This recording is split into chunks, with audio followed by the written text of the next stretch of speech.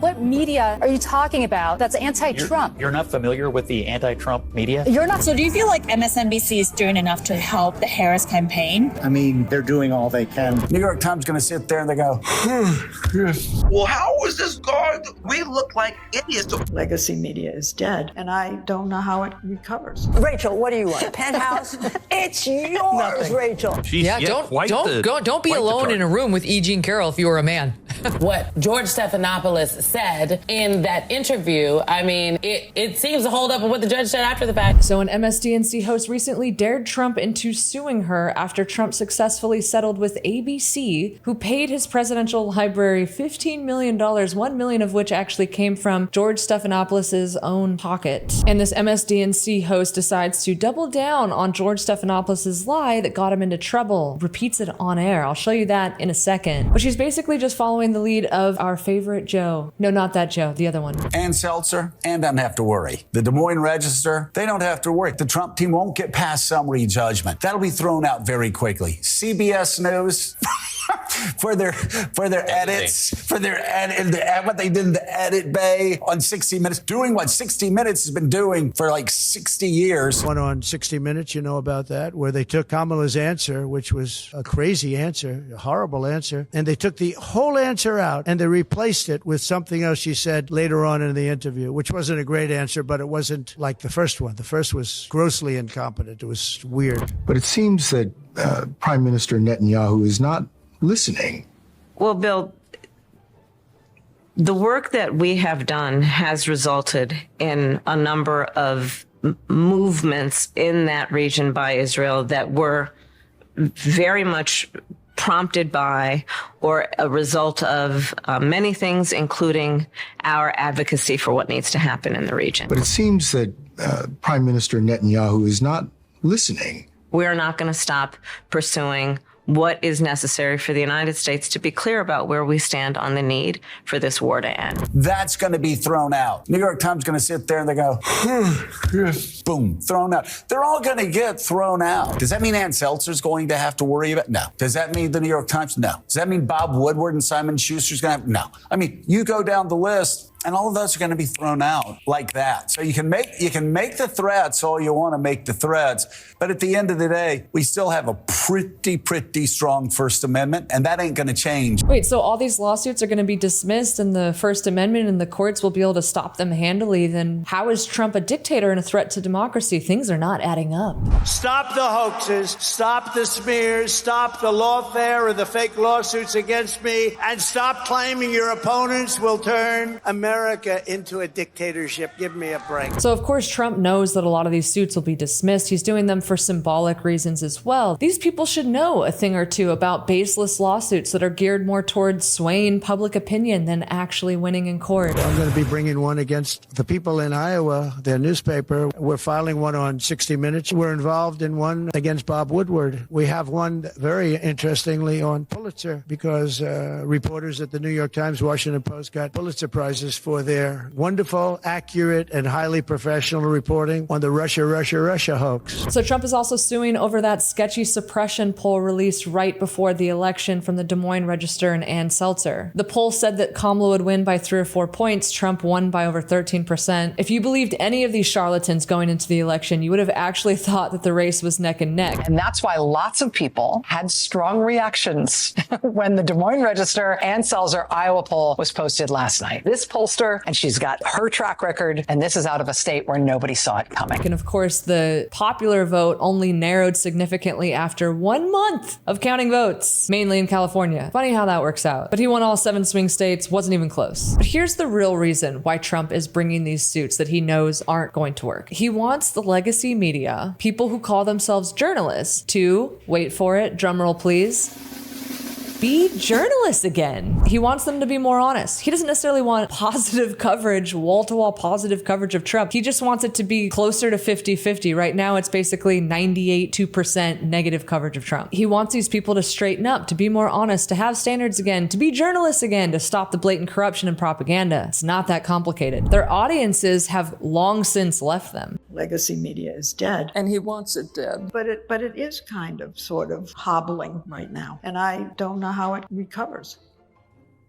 I'm very dark about it. Trump actually is trying to help them win back their audiences and make money again, so you don't have to be bankrolled by China. The dude went from reality TV and real estate to becoming a 2-term president. I think you should listen to him. Everybody keeps, the problem is you have a framework in your mind that how can Donald Trump? Guys, can we cut it out? Donald Trump is not an idiot. Donald Trump, let me just be very clear. Donald Trump is smarter than me, you, and all critics. You know why we know? Because he has the White House, the Senate, the House. Totally agree. Or the popular vote. He has a massive media ecosystem bigger than the mainstream built around him and for him, and a religious fervor in a political movement around him.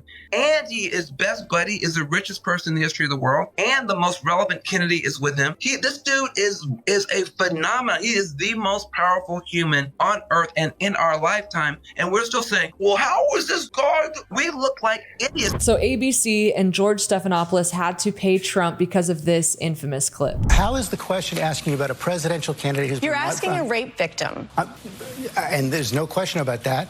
And you've courageously talked about that. Because I've been raped. I think that's disgusting. No, I'm questioning your political choices because you're supporting me. You're someone who's been found liable for rape. Actually, I'm not trying to. You are. That's exactly. You're not what answering you're the doing. question. And I think it's disgusting. His point seems to be that if you are a rape victim, you don't get to enjoy political freedom like everyone else. Well, you're welcome to say that, but you have to answer the question. Why are you supporting someone who's been found liable for rape? I just answered your question. What is the answer? He was not found guilty in a criminal court of law. It was sexual abuse. It wasn't actually rape, by the way. And E. Jean Carroll joked about all the money she's going to get and made a mockery out of this case. And I think that's offensive. I had such great ideas for all the good I'm going to do with this money. First thing, Rachel, you and I are going to go shopping.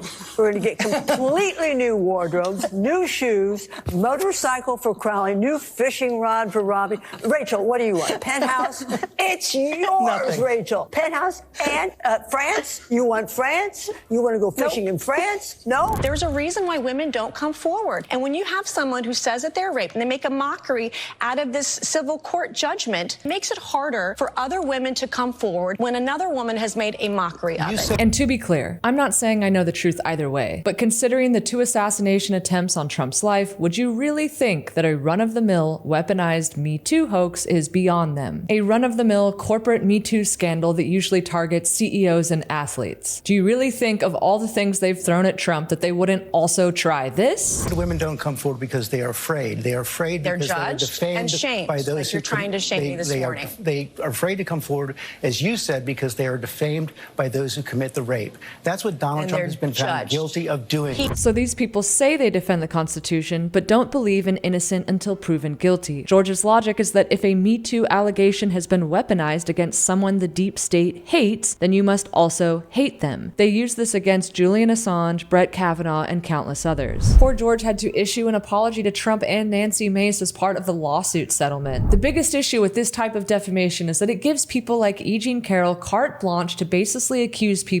of horrific crimes as a weaponized attack to be exploited by that person's enemies, even though they're not a credible accuser. This case was so unbelievably weak in the first place. She has... Her credibility is nowhere to be found. She is accused a babysitter's boyfriend, a dentist, a camp counselor, an unnamed college date, an unnamed boss, and CBS chief Les Moonves of either sexually assaulting or raping her in the past. I mean, wow, she's quite the target. Awful lot of people. She's don't be alone in a room with E. Jean Carroll if you were a man.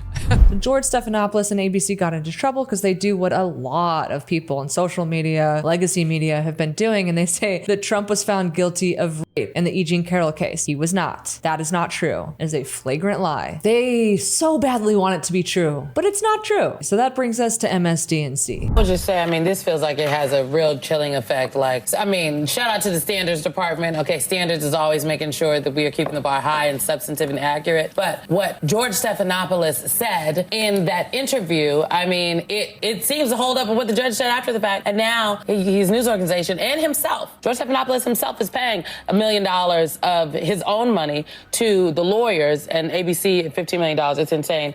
So Sanders is daring Trump to sue her and her network by committing the exact same defamation which got ABC into hot water. A rare moment of clarity for disgraced lawyer Michael Cohen, in dialogue with Scott Jennings in an unhinged CNN panel, actually argues that the pollsters, the suppression pollsters and the legacy media, the fake news, have made it too obvious that they're biased against Trump and for the Democrat Party. No, I think that media has to do their job. They have to actually, they need to get the facts But wait a right. second. Because Wait. we were right. And that's always wrong. It was wrong, but guess what else was wrong? All the polls of 2022. And so when you make predictions, which is what we get paid to do, is to read the tea leaves and determine, it is not something that should rise to the occasion of litigation. You know what, Scott, how many campaigns have you done? I've done 100 million, and probably you have too, right? Every time you get a bad poll, are you supposed to sue the pollster now? It's not about the poll. It's not about the poll. But look what happened. It came out from a person who has a lot of credibility. Virtually every single panel I was on for the last week of the campaign led with, well, look at this poll. Oh, my God. It's there. And so it wasn't the poll. It's the second, third, and fourth order narrative. Listen. The number,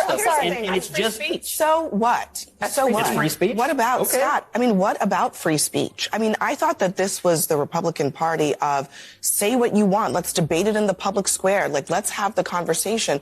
Now let's only have the conversation if you're 100%, prescient and correct in that moment. It was a bad poll. It was a wrong poll. The media discussed it. So what? Do you know what I'm so tired of, Scott? The number one cable news network, Fox News. The number one paper by circulation, the Wall Street Journal. Number 3 paper by circulation, the New York Post. Number 1 person on the radio, Sean Hannity. The number 1 person on the podcast, Joe Rogan. All of these people are Trump supporters. What media are you talking about that's anti-Trump? You're not familiar with the anti-Trump media? You're not familiar with the fact that you guys control for everything of from all podcasts? the things I've heard you say out here, that might be the nuttiest. Scott, believe me, there's plenty of anti-Trump media. She's trying to pay you. I'm trying to pay conservatives. What I'm basically trying to say is that you guys have taken over the airwaves. You guys have taken over the radio airwaves. You guys have taken over podcasts. You guys have taken over pretty much. And now you're sitting here complaining because all you guys do is whine and complain. Your entire raison d'etre is have grievances. You don't actually think about leading. You just think about having grievances against the media. I'd like against to add a anybody who's grievance anti-Trump. if I could. As I can keep going here. Just another grievance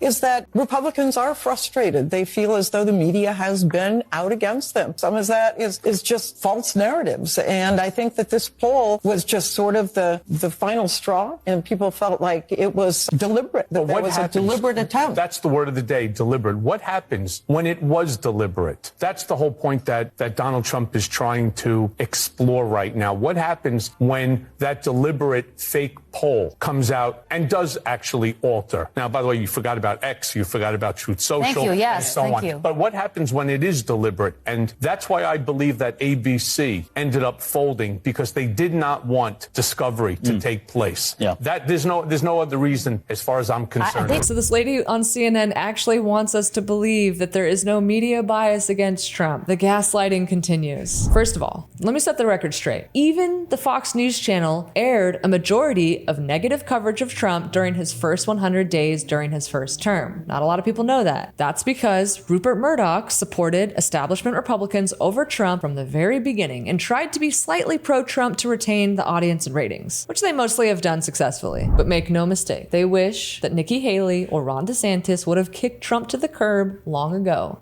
Alas. Second, the only reason why the Fox News channel is the top cable news channel, Rogan is the top podcast, X is the top social media platform, etc., is because everything else is so uniformly anti-Trump that it pushed this giant audience into this tiny lane of content. That's why they're the biggest. It's like if anti-seed oil health nuts, like myself, could only buy one brand of mayonnaise at the store. Only one brand didn't have canola oil in it. If enough people become Maha-pilled over seed oils and they join me, we're going to make a situation in which that's the only mayo anyone buys. This isn't complicated. This delusional lady on CNN, I don't even know her name, don't care, really think people can't sniff out their bias. And the reality is the only people that can't sniff out their bias share their bias. And that number is dwindling day by day. You remember when that MSDNC producer was caught on a secret camera admitting that the network was doing everything and anything possible to get get Kamala elected. So do you feel like MSNBC is doing enough to help the Harris campaign? I mean, they're doing all they can. What have they done to help the Harris campaign? Amplify her message. What her message of the day is their message of the day. So is MSNBC just like doing whatever it takes to get Kamala elected? Yes. It hammers home the point that I'm making, that this news network is indistinguishable from the party. Are they just the Democratic Party's mouthpiece? Exactly. MSNBC is the Democratic Party's mouthpiece. Yeah. Remember when Jeff Zucker, who used to run CNN, was telling his staff not to normalize Trump, meaning not even to give him, not talking about positive coverage, not even neutral coverage. Zucker also instructed them not to cover the Biden crime family scandals. So Trump's also suing CBS 60 Minutes because they edited Kamala's answers during one of the only interviews she did. They took one of her answers and copy pasted it onto a completely different question. This was blatant election interference. CBS was running cover for the Democrats who were essentially stuck with an intensely subpar, amateur, unvetted, not yet ready for the national stage, miserable, embarrassing candidate. So even if these lawsuits don't work out, they send a strong message that the legacy media's conduct the last 8 years needs to stop. That the ends justify the means attitude of eschewing every journalistic standard known to the profession in the service of getting Trump must finally come to an end. Stop the madness. Go back to attempting to deliver news to people. Get your audiences back. Make money so you don't have to be bankrolled by China. You can thank Trump later. Thanks for watching, guys. I'll catch you on the next one.